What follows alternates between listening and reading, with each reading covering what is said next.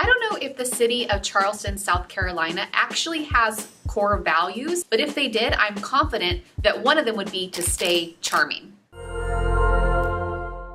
I recently visited Charleston, South Carolina on a business trip, and while I was there, I talked with a local tour guide who told me about a few laws that they have in place. Yes, they actually have laws to make sure that they preserve the city's history and rich culture. For example, it's illegal to tear down any structure that's older than 100 years old. There is actually the facade, a single wall of a building propped up in the middle of a parking lot because it's illegal to tear it down. It's also illegal to build anything taller than the tallest church steeple because they don't want skyscrapers coming in and overshadowing the beautiful churches or historic mansions or row houses. Now, could some of that real estate be put to a more profitable use? Would there be a demand for high-rise condos to capitalize on the views? Absolutely. But they know that if they allowed those things to infringe on the city, it would slowly deteriorate the really special culture and the beautiful buildings that already exist. So what do these laws teach us about protecting and preserving company culture within your business? See, it's not enough to just define your core values or your points of culture. You actually have to be proactive in protecting them and making sure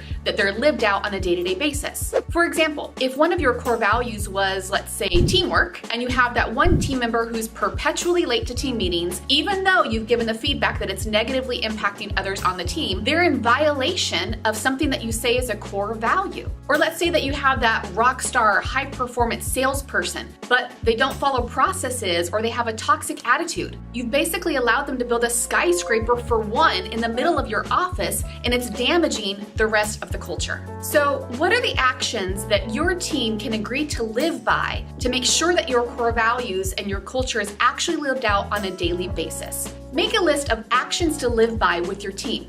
It's a great way to reinforce your core values and bring your company culture to life.